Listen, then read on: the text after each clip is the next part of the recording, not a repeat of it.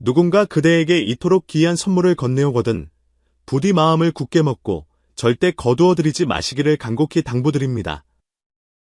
이 세상 곳곳에는 보살이 존재하며 그 선물 뒤에 숨겨진 무거운 인과의 짐을 그대 홀로 감당해내기란 실로 어려운 일이기 때문입니다. 인간 세상은 번뇌와 소란으로 가득 차 있고 인과의 수레바퀴는 잠시도 멈추지 않고 돌고 돕니다. 부처님법에 이르기를 무릇 선한 인연을 심으면 선한 열매를 맺고 악한 인연을 심으면 필히 악한 결과를 초래한다고 하였습니다. 이 세상에 존재하는 만물은 모두 온 곳이 있으면 반드시 돌아갈 곳이 있는 법입니다.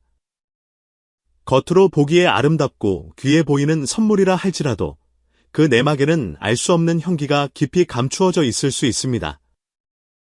제가 일전에 들었던 어느 귀한 이야기가 하나 있습니다.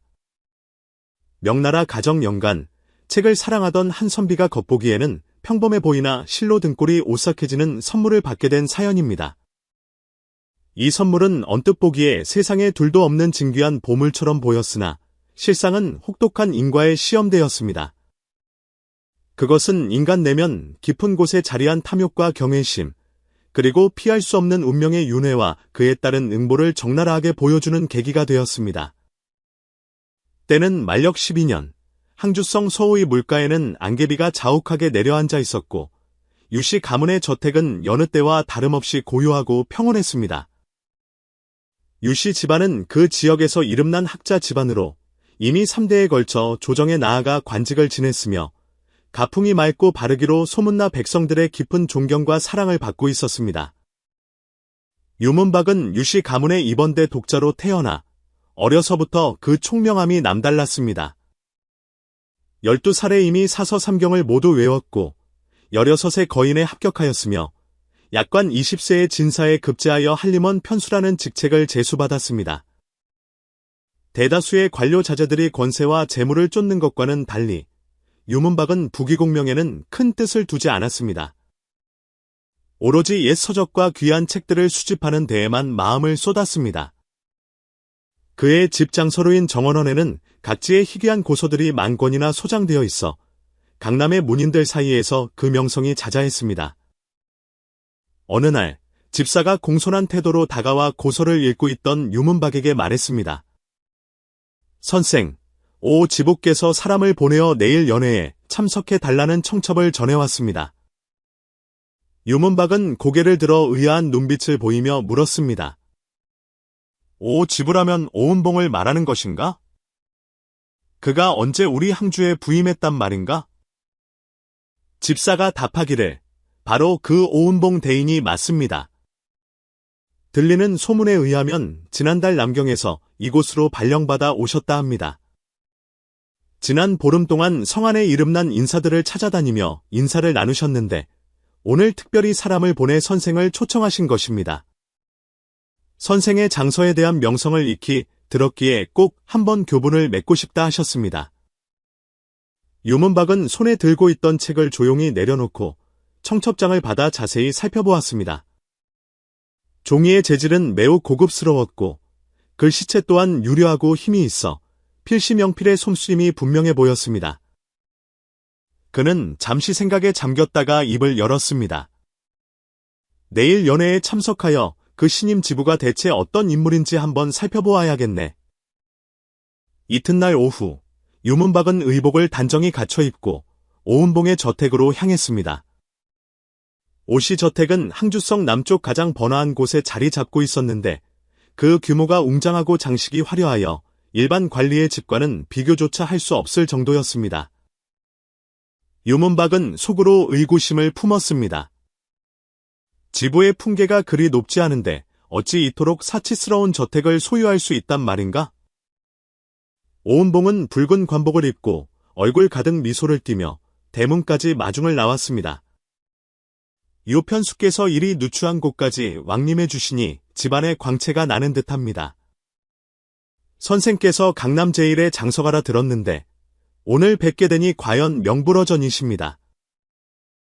유문박은 옅은 미소를 지으며 답했습니다. 오 대인께서 과찬의 말씀을 하십니다. 그저 책을 모으는 것은 개인적인 취미일 뿐, 그리 대단한 일이 아닙니다. 오은봉은 유문박을 안 채로 정중히 안내했습니다. 이미 홀 안에는 항주성의 네로라 하는 명사 10여 명이 자리에 앉아 있었습니다. 술잔이 몇 순배 돌고 분위기가 무르익자 오은봉이 화제를 돌리며 말했습니다. 여러분, 오늘 제가 귀한 분들을 모신 것은 친분을 다지기 위함도 있지만 실은 한 가지 청할 일이 있어서입니다. 좌중의 사람들이 궁금한 눈빛을 보내자 오은봉이 말을 이었습니다. 제가 최근 서역 상인으로부터 진귀한 고물 몇 점을 얻게 되었는데 여러분께서 한번 감상해 보시고 고견을 들려주셨으면 합니다. 오은봉이 손뼉을 치자 하인들이 정교하게 조각된 나무 상자 몇 개를 들고 들어왔습니다. 상자가 하나씩 열리자 그 안에는 각종 고소화와 골동품들이 진열되어 있었습니다. 오은봉이 설명했습니다. 이 물건들은 서역 상인의 손을 거쳐 들어온 것들인데 듣자 하니 그 중에는 고분에서 출토된 진품들도 있다 합니다. 유문박은 미간을 찌푸리며 속으로 경계심을 가졌습니다.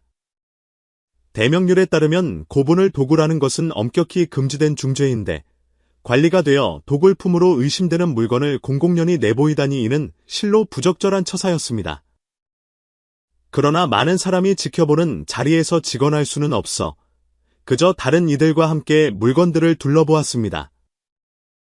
그때 유문박의 눈길을 사로잡는 그림 한 폭이 있었습니다. 그것은 산수와 두루마리였는데 필법이 힘차고 굳세며 그 의경이 심오하여 예사롭지 않았습니다.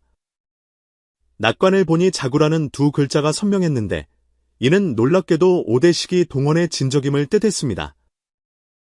만약 이것이 진품이라면 실로 성 하나와 맞바꿀 만한 가치가 있는 보물이었습니다. 오은봉은 유문박의 표정 변화를 놓치지 않고 웃으며 물었습니다. 요 형께서 이 그림에 꽤 관심이 있으신 듯합니다.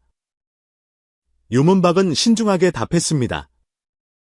만일 진품이라면 참으로 희세의 보물이 아닐 수 없습니다. 허나 동원의 진적은 매우 희귀하여 시중에 위작이 많이 나더니 함부로 단정 짓기는 어렵겠습니다. 오은봉은 호탕하게 웃으며 말했습니다. 유 형은 역시 박학다식하십니다. 허나 이 그림은 여러 감정 대가들의 손을 거쳐 동원의 진품임이 확인된 것입니다. 오늘 유 형께서 이토록 마음에 들어 하시니 이 그림을 유 형께 선물로 드리는 것이 어떻겠습니까? 좌중의 사람들이 이 말을 듣고 모두 부러움의 탄성을 내뱉었습니다. 그러나 유문박은 황급히 손사래를 쳤습니다. 이토록 귀한 그림을 제가 어찌 감히 받을 수 있겠습니까? 당치 않습니다. 오은봉은 단호했습니다. 유 형과 저는 처음 보았으나 마치 오래된 법과 같습니다. 이 그림을 유 형께 드리는 것은 물건이 제 주인을 찾아가는 이치와 같습니다. 더구나 유 형의 정원원에 장서가 풍부하다 들었으니 이 그림이 그곳에 소장된다면 비로소 좋은 안식처를 찾는 셈이지요. 오은봉은 하인에게 명하여 그림을 비단 상자에 담게한 뒤 직접 유문박의 손에 쥐어주었습니다. 주위 사람들의 부추김에 못 이겨 유문박은 마지못해 상자를 받았으나 마음 한구석에는 불안감이 가시지 않았습니다. 연회가 끝나고 그림을 들고 집으로 돌아오는 길, 유문박은 이 선물이 너무나 기이하게 느껴졌고 오은봉의 과도한 친절 또한 의심스러웠습니다. 서재에 돌아온 유문박은 조심스럽게 상자를 열고 다시 한번 그림을 자세히 살폈습니다. 그림 속 산세는 첩첩이 이어져 있고 구름과 안개가 자욱하며 산길이 굽이굽이 이어져 그 끝자락 구름 속의 절 한 채가 은은하게 숨겨져 있었습니다. 화공이 정교하고 그 뜻이 기퍼명가의 솜씨임은 분명해 보였으나 보면 볼수록 의구심만 깊어졌습니다. 그는 집사에게 일렀습니다. 조서방, 가서 엄선생을 모셔오게. 엄선생의 이름은 엄수성으로 항주성 내에서 고서와 감정에 정통하기로 소문난 대가였습니다. 유문박과는 막역한 사이로 새로운 소장품이 생길 때마다 그를 청해 감정을 부탁하곤 했습니다. 엄수성이 도착하자 유문박은 그림을 조심스레 펼쳐 보였습니다. 엄수성은 돋보기를 쓰고 꼼꼼히 그림을 뜯어보더니 갑자기 안색이 변하며 물었습니다. 유형, 이 그림을 대체 어디서 구했소? 유문박은 오씨 저택에서의 일을 상세히 설명했습니다. 이야기를 다 들은 엄수성은 심각한 표정으로 말했습니다.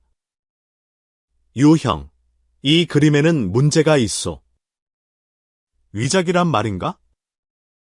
유문박이 물었습니다. 아니요. 그 반대요. 의심할 여지 없는 진품이요. 하지만 엄수성은 목소리를 낮추었습니다. 이 그림에는 좋지 않은 소문이 돌고 있소? 전해지기로는 동원이 만년에 그린 것인데 그림 속의 저 절이 바로 그가 입적한 장소라고 하오. 그림이 완성되고 얼마 지나지 않아 동원이 세상을 떠났는데 그 후 이 그림을 소유했던 사람들은 하나같이 제명해 죽지 못했다는 흉흉한 소문이 있소. 유문박은 애써 웃으며 말했습니다. 엄형, 우리 같은 글 읽는 선비가 어찌 그런 헛소문을 믿겠나. 엄수성은 고개를 가로저었습니다. 유형, 나도 평소에는 그런 말을 믿지 않소만 이 그림은 어딘가 기이한 구석이 있소. 저 산속의 절을 자세히 보시오. 그리고 저 산길을 오르는 행인을 보시오. 유문박이 가까이 다가와 자세히 들여다보니 과연 산길 위에 아주 작은 사람의 형상이 절을 향해 걸어가고 있는 모습이 보였습니다. 기이한 것은 그 사람 그림자가 마치 미세하게 움직이는 듯 정말로 그림 속을 걸어가는 것처럼 느껴졌다는 점입니다. 그는 눈을 비비고 다시 보았으나 인형은 다시 멈춰 있었습니다. 아마도 등불 때문이겠지. 유문박은 스스로를 위로했습니다. 엄수성은 걱정스러운 얼굴로 말했습니다. 유형, 내 생각에는 이 그림을 받지 않는 것이 좋겠소. 오 지부가 아무 이유 없이 이토록 귀하고 불길한 물건을 주었을 리 없소. 필시 무슨 곡절이 있을 것이오. 유문박은 잠시 생각에 잠겼다가 다음 날 직접 오은봉을 찾아가 정중히 선물을 돌려주기로 결심했습니다. 이튿날 이른 아침, 유문박은 그림을 들고 오씨 저택을 찾았습니다. 그러나 뜻밖에도 저택의 대문은 굳게 닫혀 있었고 문 앞은 을씨년스러울 정도로 조용했으며 지키는 사람 하나 없었습니다. 유문박이 문고리를 두드렸으나 한참 동안 아무런 대답이 없었습니다. 의아해하고 있을 때 지나가던 노인이 발걸음을 멈추고 물었습니다. 선생께서는 오 지부를 찾으시오? 유문박이 고개를 끄덕였습니다. 그렇습니다. 오 대인께서 안에 계십니까? 노인은 놀란 표정으로 말했습니다. 오 지부는 어젯밤에 온 가족과 하인들을 데리고 항주를 떠났소이다. 갑작스럽게 조정의 명령을 받아 임지로 떠났다고 하던데 온 성안이 이 일로 떠들썩한데 선생께서는 모르셨소? 유문박은 크게 놀랐습니다. 오은봉이 어제까지만 해도 호화로운 연회를 여러 손님을 맞았는데 어찌 이리 갑자기 떠난단 말인가? 게다가 관리의 이동은 보통 미리 알려지는 법이지 이토록 급하게 이루어지는 법은 없었습니다. 그는 그림과 의문만을 가득 안고 집으로 돌아와 집사 조 서방에게 오은봉의 소식을 알아보라 명했습니다. 며칠 후 조 서방은 충격적인 소식을 가져왔습니다. 오은봉은 신임 지부가 아니었습니다.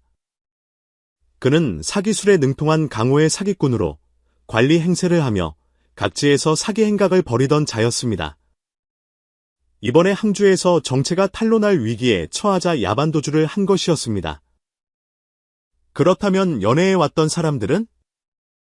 유문박이 물었습니다. 그들 모두 오은봉이 고용한 바람잡이들이었습니다. 그럴듯한 분위기를 만들기 위해 연극을 한 것이지요. 그날 보았던 골동품과 서화들도 대부분 가짜였고요. 유문박은 저도 모르게 산수화를 쳐다보았습니다. 오은봉이 사기꾼이라면 그는 왜 하필 진품인 이 그림을 내게 주고 간 것일까? 이 뒤에는 대체 어떤 음모가 숨겨져 있는 것인가? 의문을 풀기 위해 유문박은 다시 엄수성을 청해 그림의 내력을 조사해달라 부탁했습니다. 엄수성은 깊이 연구한 끝에 이것이 동원의 진적이 맞음을 재확인했으나 그림에 얽힌 소문은 너무나 다양하여 진위를 가리기 힘들었습니다. 유문박은 그림을 바라보며 만감이 교차했습니다. 단순히 좋은 벗을 사기는 줄로만 알았던 일이 이토록 복잡한 음모와 연관되어 있을 줄은 꿈에도 몰랐습니다. 그 그림은 이제 그에게 뜨거운 감자가 되었고 풀리지 않는 수수께끼이자 두려움의 대상이 되었습니다. 엄수성은 근심에 쌓인 유문박을 위로했습니다. 유형, 이미 일이 이렇게 되었으니 너무 심려치 마시오. 비록 기이한 소문이 있다 하나 우연일 수도 있소. 오은봉이 도망쳤으니 일단 그림을 가지고 있다가 훗날 기회가 되면 진상을 밝히면 되지 않겠소? 유문박은 어쩔 수 없이 고개를 끄덕였습니다. 그럴 수밖에 없겠네? 허나 이 그림이 집에 있다는 것만으로도 마음이 편치 않네? 나날이 흘러갔지만 유문박은 여전히 책을 사랑하는 마음에는 변함이 없었으나 그 그림만은 가슴을 짓누르는 거대한 바위처럼 남아 있었습니다. 그러던 어느 날 유문박은 고서를 정리하다가 신비한 고물과 인과응보에 관한 이야기가 적힌 책을 발견했습니다. 그중 한 이야기는 정체불명의 보물을 얻은 부상에 관한 것이었는데 처음에는 횡재라 생각했으나 곧 집안에 궤변이 잇따르고 가세가 기울었다는 내용이었습니다. 책을 읽은 유문박은 불안감이 더욱 커졌습니다. 그는 다시 그림을 꺼내 자세히 들여다보았습니다. 그림 속의 절은 여전히 구름 속에 숨어 있고 산길의 행인은 움직이는 듯 많은 듯했습니다. 그런데 갑자기 그림의 한 부분이 이전과 달라진 것을 발견했습니다. 본래 절 앞에 있던 고목의 그림자가 미묘하게 변화하여 마치 바람에 흔들리는 듯했습니다. 하지만 그림 속 어디에도 바람을 묘사한 붓터치는 없었습니다. 유문박은 소스라치게 놀라 급히 집사를 불렀습니다. 조서방, 이리 와서 이것 좀 보게. 이 그림이 이상하네. 조서방이 다가와 들여다보고는 역시 놀란 표정을 지었습니다. 나무 그림자가 정말 움직이는 것 같습니다. 두 사람은 서로를 바라보며 등골이 서늘해짐을 느꼈습니다. 유문박은 무슨 일이 있어도 이 그림의 비밀을 밝혀내리라 결심했습니다. 그는 백방으로 수소문한 끝에 성 외곽의 어느 고찰에 고물과 현악에 조예가 깊은 고승이 계시다는 사실을 알아냈습니다. 유문박은 그림을 품에 안고 불안한 마음으로 고찰을 찾았습니다. 절 안에는 향 연기가 피어오르고 종소리가 은은하게 울려 퍼져 마음이 차분해지는 듯했습니다. 그는 고승을 뵙고 정중히 그림을 펼쳐 보이며 그간의 자초지종을 털어놓았습니다. 고승은 합장하고 눈을 지그시 감은 채 입으로 무언가를 을조렸습니다. 잠시 후 눈을 뜬 스님은 깊은 눈빛으로 그림을 응시하며 천천히 입을 열었습니다. 시주여, 이 그림은 범상한 물건이 아닙니다. 동원은 당대의 화성으로 그의 그림은 기회가 뛰어날 뿐 아니라 천지의 연기가 서려 있습니다. 이 그림 속의 절은 그가 수행하고 깨달음을 얻은 곳이자 그의 영혼이 머무는 안식처입니다. 그림 속의 인형은 실은 동원의 영식이 화연한 것으로 이 그림을 지키고 있는 것입니다. 유문박은 입이 딱 벌어져 물었습니다. 스님, 그렇다면 어째서 이 그림이 괴이한 일을 불러일으키는 것입니까? 또 오은봉은 왜 제게 이것을 주었습니까? 스님께서 답하시길, 만약 인연이 닿지 않은 자가 이를 탐하면 기운이 어지러워지기 때문입니다. 오은봉은 필시 이 그림의 비밀을 알고 사리사욕을 채우려 했으나 자신의 복이 얇아 그림 속의 인과를 감당하지 못하고 병고를 당한 것입니다. 시주께서는 비록 탐욕은 없으나 이미 그림이 댁에 들어왔으니 인과가 발생하였습니다. 부디 신중히 대처하셔야 합니다. 유문박은 두려움에 떨며 물었습니다. 스님, 제가 어찌해야 합니까? 원래 있던 곳으로 돌려보낼 수는 없습니까?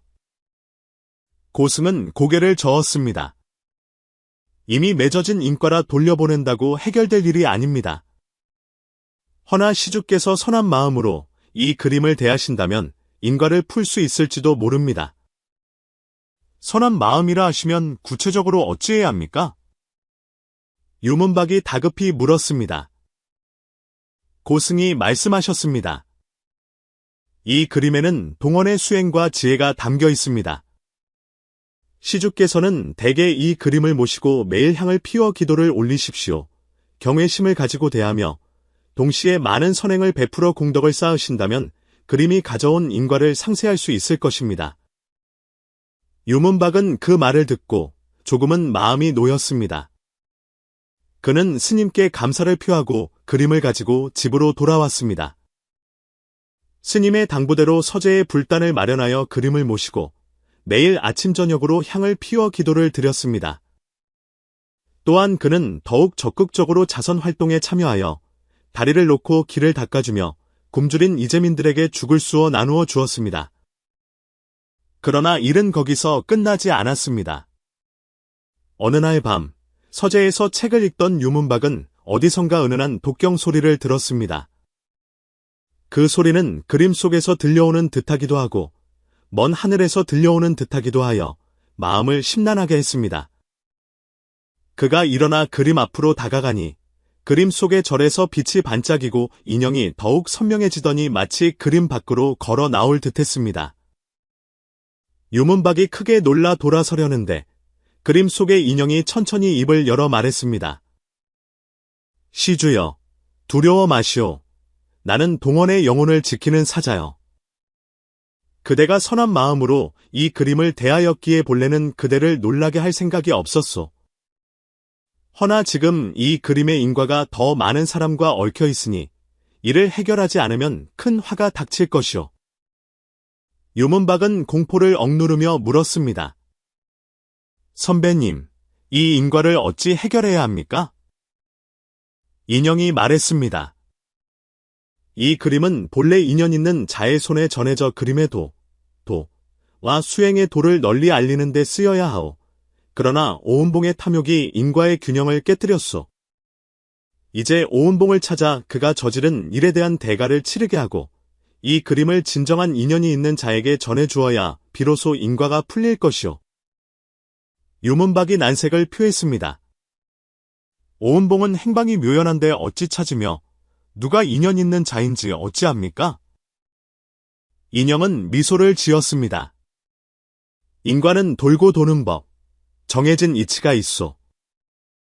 단서를 따라가면 그를 찾게 될 것이오. 인연 있는 자 또한 만나게 되면 자연히 느낄 수 있을 것이오. 말을 마친 인형은 서서히 사라졌고 그림의 빛과 독경 소리도 멈추었습니다. 유문박은 그림을 바라보며 자신에게 물러설 곳이 없음을 깨달았습니다. 그는 짐을 꾸리고 조서방과 몇몇 수행원을 데리고 오은봉을 찾는 긴 여정에 올랐습니다. 수개월 동안 각지를 돌며 수소문한 끝에 오은봉이 강남의 어느 작은 마을로 도망쳤다는 소식을 들었습니다. 그들이 마을에 도착했을 때 오은봉은 이미 중병에 걸려 자리에 누워 있었습니다. 오은봉은 사기로 재물을 모아 떵떵거리고 살려 했으나 그 그림을 손에 넣은 뒤로 매일 악몽에 시달리며 몸이 망가져 갔던 것입니다. 그는 그것이 인광보임을 알았으나 돌이킬 방법이 없었습니다. 유문박은 병상의 오은봉을 보며 원망보다는 연민을 느꼈습니다. 그는 오은봉에게 이 모든 것이 그림의 인과 때문이며 책임을 져야 한다고 말했습니다. 오은봉은 회한의 눈물을 흘리며 자신의 죄값을 달게 받겠다고 했습니다. 유문박은 그가 이미 병들고 뉘우치고 있음을 감안하여 더 이상 추궁하지 않았습니다. 그리고 그림을 가지고 진정한 주인을 찾아 다시 길을 떠났습니다. 어느 날 산속에서 그림을 그리고 있는 한 젊은 화가와 마주쳤습니다. 그의 솜씨는 놀라웠고 그림에 대한 열정과 재능이 넘쳐 보였습니다.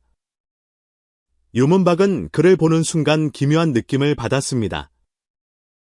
대화를 나누어 보니 그 젊은이는 그림뿐만 아니라 수행의 도에 대해서도 깊은 이해를 가지고 있었습니다. 유문박은 직감적으로 그가 바로 이 그림의 주인임을 알았습니다. 유문박은 그림을 꺼내 그간의 사정을 모두 이야기해 주었습니다. 젊은 화가는 눈을 반짝이며 이야기를 듣고는 그림을 향해 깊이 절을 올렸습니다. 선배님, 제가 이 그림을 잘 보존하여 화도와 수행의 뜻을 널리 알리겠습니다. 그 순간 그림 속절에서 환한 빛이 뿜어져 나오며 인형이 다시 나타났습니다.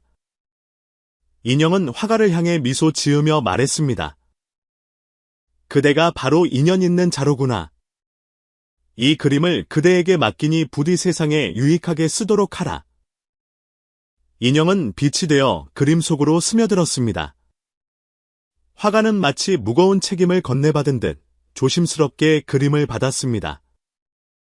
유문박은 그 모습을 보며 비로소 안도의 한숨을 내쉬었습니다. 길고 긴 인과의 사슬이 드디어 풀린 것입니다. 집으로 돌아온 유문박은 이 일을 기록하여 후세의 경계로 삼았습니다. 그는 늘 이렇게 탄식하곤 했습니다. 세상 만물에는 인과가 있으니 겉보기에 좋은 선물이라도 그 뒤에는 알 수 없는 비밀과 인과가 숨어 있을지 모른다. 누군가 그런 선물을 주거든 함부로 받지 말라. 그 인과를 감당하기 힘들 것이다. 그 후 유문박은 더욱더 마음의 수행과 덕을 쌓는 데 힘썼으며 자선 활동을 통해 선의를 베풀었습니다. 그 그림 이야기는 강남 일대에 퍼져 사람들에게 인과를 경외하고 불의한 재물을 탐하지 말라는 교훈을 주었습니다. 세월이 흘러 유문박이 노년이 되었을 때 그는 텅 빈 불단을 바라보며 생각에 잠겼습니다. 그림은 없지만 그때의 경험은 영원히 그의 가슴에 남아 있었습니다. 그는 인과는 돌고 돌며 선에는 선보가 악에는 악보가 따른다는 진리를 깨달았습니다. 오직 경외심을 갖고 선을 행하는 것만이 인생을 평안하게 걷는 길임을 알게 되었습니다. 그는 조용히 눈을 감고 미소 지었습니다. 그 그림이 가져다준 인과는 이제 그를 이끄는 힘이 되어 인생의 참뜻을 알게 해주었습니다. 누군가 그대에게 그런 선물을 준다면 절대 받지 마십시오. 보살이 지켜보고 있으니 그 인과를 그대는 감당할 수 없습니다. 이 말은 영원히 세상에 남아 후세 사람들에게 경종을 울릴 것입니다. 그러니 출처가 불분명한 귀한 선물을 받게 된다면 부디 3번 생각하고 행동하십시오. 어떤 선물은 정말로 그대가 감당할 수 없는 것일지도 모릅니다. 한 사람의 선악에 따른 인과는 어찌하여 50세 즈음에 갑작스레 나타나는 것일까요? 부처님의 3마디 말씀으로 시작된 고대 상인 성원산의 이야기를 들어보십시오. 시정자배에서 시작하여 거상이 되었던 그는 수단과 방법을 가리지 않는 냉혹한 인물이었으나 지혜 또한 갖추고 있었습니다. 그러나 49살 되던 해, 그의 운명은 책장이 넘어가듯 뒤집혔습니다. 처자식은 흩어지고 가문은 무너졌으며 병마가 덮쳤습니다. 절망 끝에 그는 산 넘고 물 건너 전설 속의 명심사를 찾아갔습니다. 오직 한 가지 질문, 왜 인생의 선악과보는 반백년을 살았을 때 집중적으로 나타나는가를 묻기 위해서였습니다. 절의 노스님은 그 말을 듣고 부처님의 3마디 말씀을 전해주었습니다. 성원사는 꿈에서 깬 듯 깨달음을 얻었고 남은 생을 완전히 바꾸게 되었습니다. 중주성 남쪽의 백초당은 널리 알려진 약방으로 수십 년간 문전성시를 이루며 백성들의 신뢰를 받아왔습니다. 그러나 이 약방의 주인 성원산이 젊은 시절 가짜 약을 팔던 떠돌이 의원이었음을 아는 사람은 거의 없었습니다. 성원산은 가난한 집안에서 태어나 일찍 아버지를 여의고 홀어머니 밑에서 자랐습니다. 15살에 기름 장수겸 의원 노릇을 하던 스승을 따라 의술을 배웠으나 스승이 가르쳐준 것은 참된 의도가 아니라 얄팍한 속임수였습니다. 원산아, 이 세상에서 잘 살려면 기술만으로는 부족하다. 스승은 임종 직전에 그에게 말했습니다. 병을 고치는 건 약효가 3알이요. 말재주가 7알이다. 사람 마음은 속이기 쉽고 세상 일은 알 수 없으니 명심하거라. 20살의 성원사는 스승이 남긴 약방문 몇 개와 약초 상자를 들고 행상을 시작했습니다. 처음에는 정직하게 하려 했으나 벌이가 시원치 않아 늙은 어머니를 봉양하기조차 힘들었습니다. 우연한 기회에 그는 자신이 만든 평범한 화려약, 피를 돌게 하는 약을 은둔 고수의 비방이라 속여 파니 가격을 10배나 받을 수 있었고, 환자들도 심리적인 작용 탓인지 효과가 좋다고 믿는 것을 보았습니다. 그때부터 그는 약효보다는 포장에 공을 들였습니다. 평범한 약초를 만병통치약으로 둔갑시키고 과장된 선전을 덧붙이자 장사가 번창했습니다. 25살의 성원사는 꽤 많은 돈을 모아 중주성 남쪽에 가게를 얻어 백초당을 열었습니다. 그는 진짜 의술을 공부하여 꽤 효과 좋은 약을 만들기도 했지만 이윤을 남기려는 본성은 변하지 않았습니다.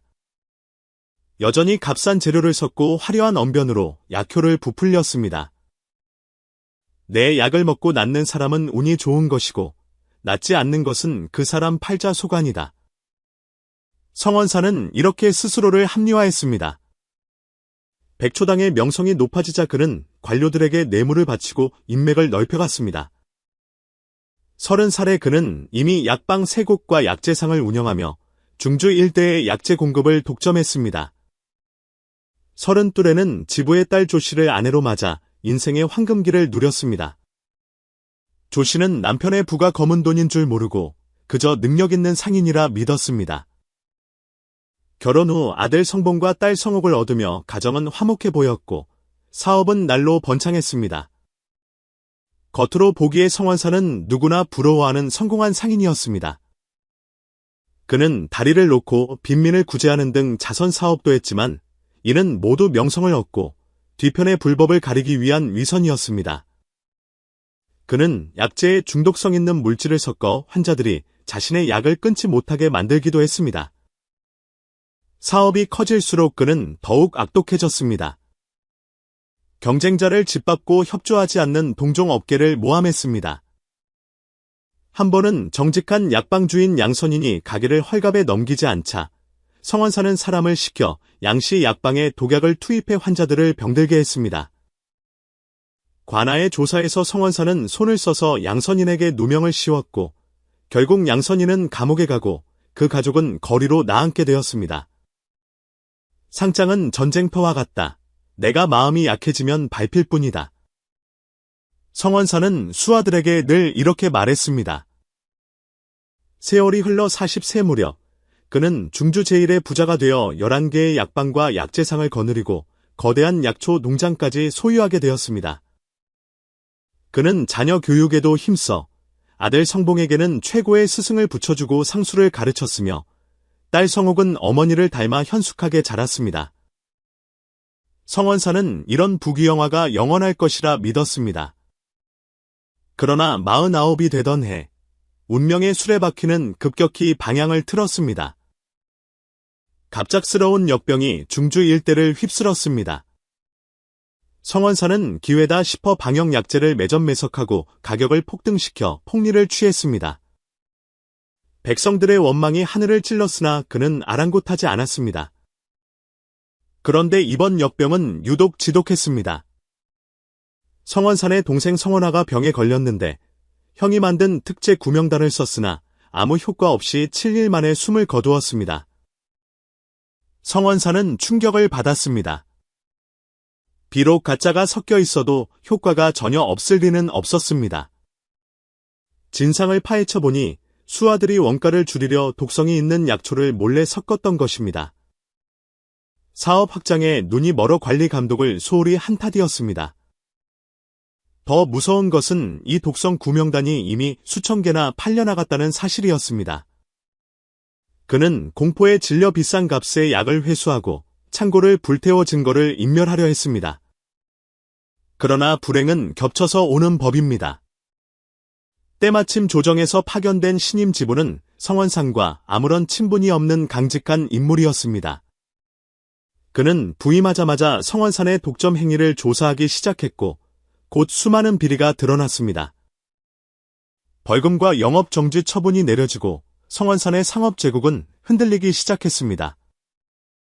설상가상으로 과거 억울하게 옥살이를 했던 양선인이 출소하여 증거를 가지고 성원산을 고발했습니다. 신임 지부는 대노하여 성원산의 모든 사업을 샅샅이 뒤졌습니다. 극심한 압박 속에 성원산은 건강이 악화되어 밤잠을 설치고 숨이 차오르며 급격히 늙어갔습니다. 위기 속에서 그는 아들 성봉에게 가업을 물려주려 했으나 아들은 이미 아버지의 추악한 실체를 알고 있었습니다. 아버님, 평생 하신 일 중에 떳떳한 일이 몇이나 됩니까? 성봉은 분노하며 말했습니다. 아버님의 가짜 약에 죽어간 사람들, 모함받은 상인들의 원혼이 저를 괴롭힙니다. 저는 이런 더러운 가업을 잊지 않겠습니다. 성원사는 충격을 받았습니다. 이 모든 게 너를 위해서였다. 가문의 기반을 위해서란 말이다. 아들은 고개를 저었습니다. 아닙니다. 아버님의 욕심 때문입니다. 진정 저를 위하셨다면 정직과 신의를 가르치셨어야지요. 성봉은 그 길로 집을 나가 다시는 돌아오지 않았습니다.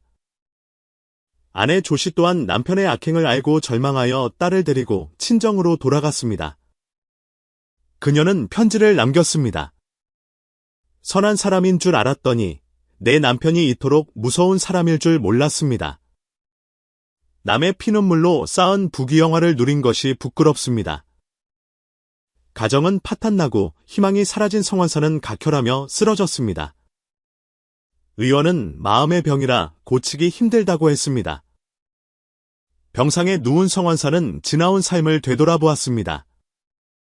처음 가짜 약을 팔 때의 양심의 가책, 죽어가는 환자들을 볼 때의 죄책감. 그 모든 것이 돈과 권력욕에 묻혀버렸던 것입니다. 내 평생 누구에게 떳떳했단 말인가? 그때 문득 젊은 시절 스승이 아닌 어느 떠돌이 스님이 했던 말이 떠올랐습니다. 사람이 50줄에 들어서면 선악이 현세에 나타난다. 선을 쌓은 자는 복을 누리고 악을 행한 자는 반드시 악보를 받는다. 당시에는 비웃었으나 지금은 소름이 끼쳤습니다. 주위를 둘러보니 정말로 많은 사람이 50세 전후로 운명의 큰 변화를 겪은 듯했습니다. 청렴했던 장인어른은 누명을 벗고 승진했고 착한 동료 이장복은 중병에서 회복하여 장수했으며 악독했던 경쟁자 왕덕이는 감옥에 갔습니다. 이것이 정말 인과응보인가? 50세가 되면 선악의 계산서를 받게 되는 것인가?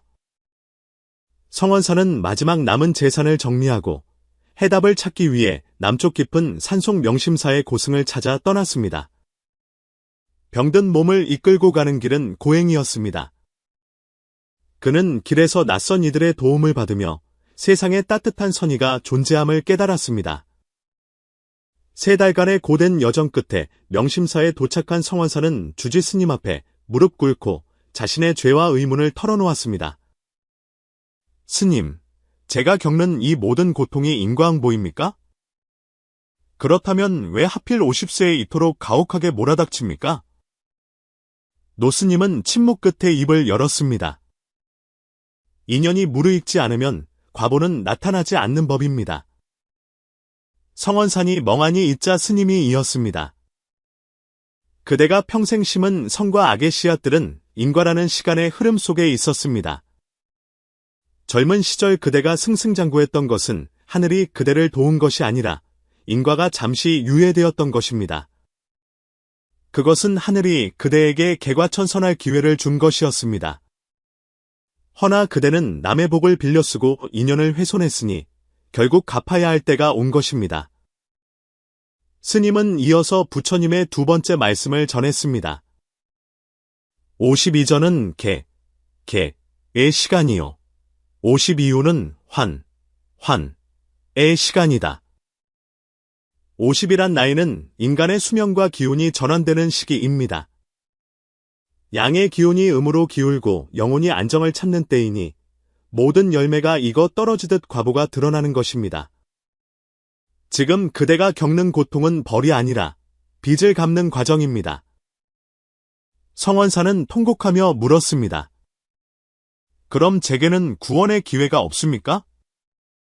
남은 생은 고통뿐입니까? 스님은 눈을 감고 마지막 세 번째 말씀을 주셨습니다. 마음을 돌리면 그곳이 정토여. 깨달음의 순간이 곧 새로운 삶의 시작이다. 성시주여, 선악은 마음에서 일어나고 윤회는 천지에만 있는 것이 아닙니다. 그대가 지금부터 진심으로 참회하고 과거의 업을 갚기 위해 힘쓰며 바른 길을 행한다면 비록 업보는 피할 수 없을지라도 그 무게를 줄일 수는 있습니다. 깨달음은 고해를 건너는 배와 같아서 비록 당장 저 언덕에 닿지는 못해도 이미 배는 출발했고 방향은 정해진 것입니다. 그날 밤, 성원사는 법당 앞에서 밤새 무릎 꿇고 참회했습니다. 날이 밝았을 때 그의 얼굴에서는 회한의 빛이 사라지고 모든 번뇌를 씻어낸 듯한 평온한